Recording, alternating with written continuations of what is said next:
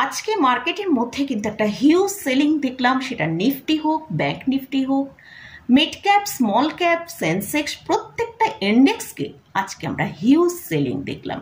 সেরকমভাবে বিভিন্ন স্টকেও আমরা দেখেছি 20%, 25% করে নিচে এসেছে।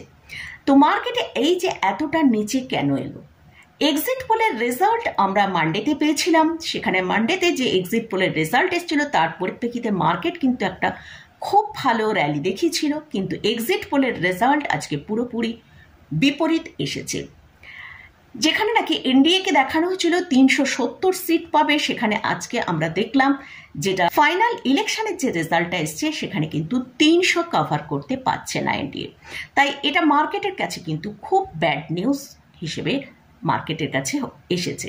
তো সেই জন্য মার্কেট ইন্ডিয়ান ভিক্সকে আমরা প্রায় একটা টাইমে 31-এর কাছে ট্রেড করতে দেখেছি, অর্থাৎ প্রায় 50% ওপরে চলে গিয়েছিল।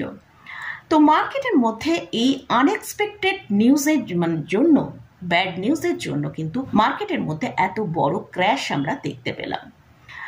তো যাই হোক, আমাদের যাদের লং টার্ম পোর্টফোলিও আমরা হোল্ড করি তাদের কাছে হয়তো আমাদের একটা ভালো অপরচুনিটি এসছে। এখানে আমরা কিন্তু আমাদের যদি কিছুটা পোর্শন বাই করতে চাই সেখানে আমরা বাই করতে পারি। অযথা আপনাদের পোর্টফোলিও যেসব স্টকগুলো হোল্ড করছেন এই মার্কেটের এত সেলিং দেখে আপনারা ঘাবড়ে গিয়ে আপনাদের পোর্টফোলিও স্টক হয়তো সেল করে দেবেন না। লং টার্মে কিন্তু মার্কেট এখান থেকে ভালো র্যালি দেখাবে। আমি আমার মানডেতে যে ভিডিওটা করেছিলাম সেখানে আমি উল্লেখ করেছিলাম যে ফাইনাল ইলেকশন রেজাল্ট আসার পর মার্কেটে কি প্রভাব পড়তে পারে। তো সেইটা আমরা কিন্তু মোটামুটি এতটা তাড়াতাড়ি এসে যাবে সেটা আমি অনুমান করিনি। আমি ভেবেছিলাম হয়তো কয়েকটা সেশন ধরে হয়তো আমরা মার্কেটকে নিচের দিকে আসতে দেখতে পারি। তো যাই হোক, মার্কেটে যেটা আমি সেই ভিডিওয়ে বলেছিলাম যে মার্কেট ডিসেম্বরে যে গ্যাপটা ছেড়ে গেছে সেইটা হয়তো ফিল করতে আসতে পারে। সেটা আমার মনে হচ্ছে খুব তাড়াতাড়ি মার্কেট এখানে ফিল করে নেবে। সেটা প্রায় 20,100-র কাছাকাছি। তো 20,100 থেকে 20,300 এই জায়গাটায় একটা মার্কেটের গ্যাপ ছেড়ে গেছিল, সেটা হয়তো ফিল করতে আসতে পারে। তো সেই জন্য বলছি যারা লং টার্মের জন্য পোর্টফোলিও হোল্ড করছেন তারা এই জায়গায় কিন্তু অযথা সেলিং করে আর প্যানিক করে নিজেদের পোর্টফোলিওটা নষ্ট করবেন না।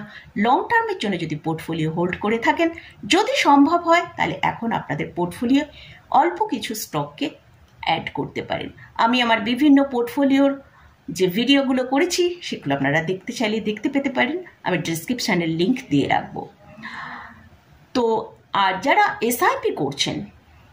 এসআইপি করছেন তারা অবশ্যই কিন্তু মার্কেটে এত সেলিং হচ্ছে বলে তাদের এসআইপিটা বন্ধ করে দেবেন সেটা কিন্তু করবেন না। এসআইপিটা কন্টিনিউ রাখবেন, বরং যদি সম্ভব হয় আপনারা এসআইপি এই পজিশনে একটু বাড়িয়ে দিতে পারেন। নিফটি ইটিএফ এর এই ভিডিওটায় আপনাদের সাথে কিভাবে নিফটি ইটিএফকে বাই করবেন এবং কিভাবে যখন মার্কেটে একটা বড় সেলিং আসবে সেখানে নিফটি ইটিএফকে কীরকমভাবে বেশি করে পারচেস করবেন সেটা নিয়ে আমি ডিটেলসে আলোচনা করেছি। এই ভিডিওটাও আপনারা চাইলে দেখে নিতে পারেন, ডিসক্রিপশানে এর লিঙ্কটা দিয়ে রাখবো। শর্ট টার্মে মার্কেটের মধ্যে আমরা আজকে যে ক্র্যাশটা দেখলাম সেটাই কিন্তু ঘাবড়াবার কিছু নেই, কারণ আমরা লং টার্মের জন্য আমাদের পোর্টফোলিও বা এসআইপি মোডে আমরা বাই করে রাখছি। সেই জন্য কিন্তু আমরা লং টার্মে এ থেকে একটা ভালো রিটার্ন পাবো। তাই আমি সচরাচর আজকে ভিডিওটা করি না, কিন্তু মার্কেটের এই পরিস্থিতি দেখে আমি ভাবলাম আপনাদের সাথে একটু শেয়ার করি যে মার্কেটের এই অবস্থার জন্য হয়তো অনেকেই খুব সাসপেন্সে আছেন। সেই জন্যই আমি ভাবলাম যে একটা ভিডিও করে আপনাদের সাথে একটু আলোচনা করি। আর নিফটি এবং ব্যাংক নিফটি সেখানে আমরা দেখেছি প্রায় 8%, 9%-এর ওপর। মিড ক্যাপ, স্মল ক্যাপে প্রায় 10%-এর কাছাকাছি আমরা সেলিং দেখেছি।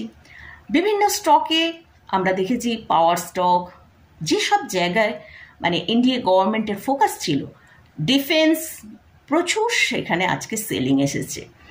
ইনফ্রাস্ট্রাকচার, এইসব স্টকগুলো কিন্তু প্রচুর সেলিং হয়েছে। তো আপনারা যদি চান অল্প পরিমাণে, যদি আপনাদের প্ল্যানিংয়ে থেকে থাকে যে এইসব স্টকে বাই করতে পারেন তাহলে অল্প করে এখন নিতে পারেন। কারণ এই জায়গায় আপনাদের পোর্টফোলিওকে সেল একদম করা ঠিক নয়। যদি না বাই করতে পারেন অন্তত পোর্টফোলিওকে হোল্ড করে রাখুন। লং টার্মের জন্য যদি পোর্টফোলিও আপনি তৈরি করে থাকেন তাহলে সেই পোর্টফোলিওকে হোল্ড করে রাখুন। আপনি যদি আপনার পোর্টফোলিও স্টককে এখন সেল করতে চান সেখানে কিন্তু পরবর্তীকালে আপনি আরও বড় লসের সম্মুখীন হবেন। এটা একটা মার্কেটের একটা বড় ইভেন্ট। ইলেকশন হচ্ছে 5 বছর পর একবার আসে। এটা একটা বড় ইভেন্টের জন্য এবং আনএক্সপেক্টেড যে ফাইনাল রেজাল্টটা এসছে এর জন্যই কিন্তু মার্কেটে এতটা সেলিং আমরা দেখতে পেয়েছি। তো সেই জন্য লং টার্মের জন্য যদি দেখি নিফটি কিন্তু অলওয়েজ টাইম ওপরের দিকেই মুভ করবে। আমরা লং টার্ম মিনস এখানে 5 বছর, 7 বছর, 10 বছরের কথা বলছি। আপনি 3 বছরের মাথাতেও দেখবেন কিন্তু এখানে নিফটি এখন যেটা দাঁড়িয়ে আছে তার থেকে কিন্তু ওপরেই ট্রেড করবে।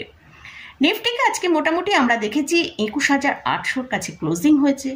এখান থেকে নিফটি হয়তো যদি আর নিচে আসে করি নিফটি 20,000-এর কাছ থেকে হয়তো মার্কেট ওপরের দিকে ঘুরে যেতে পারে। আর ব্যাংক নিফটিতে যেটা লো করেছে সেটা প্রায় 46,000-এর কাছে। তো ব্যাংক নিফটিও মোটামুটি যদি এখান থেকে আরও বেশ কিছুটা নিচে আসে মোটামুটি আমরা 44,000 পর্যন্ত নিচে আসতে পারি। তো মানে সেই জন্য বলছি যদি অযথা হয়তো আপনি আপনার পোর্টফোলিও স্টককে সেল না করে হোল্ড করুন। যদি সম্ভব হয় অল্প করে কিছু এই জায়গায় বাই করার চেষ্টা করুন। এখান থেকে আরও কিছুটা নিচে এলে সেখানে বাই করতে পারেন। তো মোটামুটি আজকের ভিডিওয়ে আমি এটাই আপনাদের সাথে শেয়ার করতে চাইলাম। মার্কেটে এত সেলিং হচ্ছে বলে আপনারাও আবার সকলে আপনাদের পোর্টফোলিওতে সেল করে দেবেন, কিন্তু সেটা মার্কেট যখন এতটা নিচে এসে গেছে সে জায়গায় সেল করলে কিন্তু আপনার লসই হবে। তাই একটু পেশেন্স রেখে আপনার পোর্টফোলিওকে হোল্ড করুন। লং টার্মের জন্য যদি আপনি গুড ফান্ডামেন্টাল স্টককে হোল্ড করে থাকেন তাহলে কিন্তু আপনি লং টার্মে এই পোর্টফোলিও থেকে খুব ভালো রিটার্ন পাবেন। আর এছাড়াও যদি আপনার কোনো ওয়াচ লিস্টে বা আপনি কোনো স্টককে পিক করে আগে থেকে রেখেছেন যে স্টকটা নিচে আসলে আপনি বাই করবেন, সেই সব স্টকের দিকে এখন ফোকাস করুন। অল্প অল্প করে সেখানে বাই করে আপনার পোর্টফোলিও হোল্ড করুন। তো আমি 2-1 দিনের ভেতরেই একটা পোর্টফোলিও স্টক নিয়ে আলোচনা করব, তাদের সাথে পরবর্তী কোনো ভিডিও ডিসকাস করব। তো আজকের মতন ভিডিওটা এখানেই শেষ করছি। আপনারা যদি কোনো স্টক বা ইন্ডেক্সে বাই করেন অবশ্যই আপনারা ভালো করে ফাইন্যান্সিয়াল পজিশন, ফান্ডামেন্টাল পজিশন দেখে রিসার্চ করে নিয়ে তারপর বাই করবেন, বা আপনাদের যদি কোনো ফাইন্যান্সিয়াল অ্যাডভাইজার থাকে তার সাথে একবার পরামর্শ করে নিয়ে তারপরই বাই করবেন। এখানে আমি শুধু আমার ভিউটা আপনাদের সাথে শেয়ার করলাম। তো মোটামুটি আজকের মতন ভিডিওটা এখানেই শেষ করছি। ভিডিওটা যদি ভালো লাগে অবশ্যই লাইক করবেন, শেয়ার করবেন, সাবস্ক্রাইব করবেন। ধন্যবাদ।